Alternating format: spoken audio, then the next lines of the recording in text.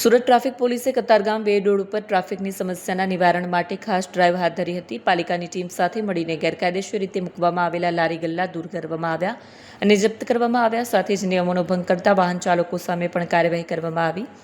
આ કામગીરીથી વેડ રોડ ઉપર ટ્રાફિક સુધારવાની અપેક્ષા છે। છેલ્લા ઘણા સમયથી આ રસ્તા પર લારી ગલ્લાના દબાણને કારણે લોકોને મુશ્કેલીનો સામનો કરવો પડતો હતો।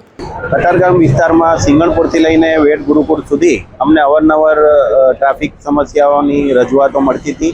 એમાં મુખ્ય કારણ એમાં જે લારી ગલ્લાવાળા હોય છે તેમજ ફ્રૂટના ટેમ્પાવાળા, શાકભાજીવાળા વગેરે રોડ પર પોતાની ગાડીઓ અને લારીઓ ઊભી રાખી અને એને ખરીદી કરવા તેમજ નાસ્તો કરવા માટે કસ્ટમરો પણ પોતાનું વ્હીકલ લાવી અને આડેધડ પાર્ક કરી અને ટ્રાફિક જામ અને સમસ્યાઓ ઊભી કરતા હતા।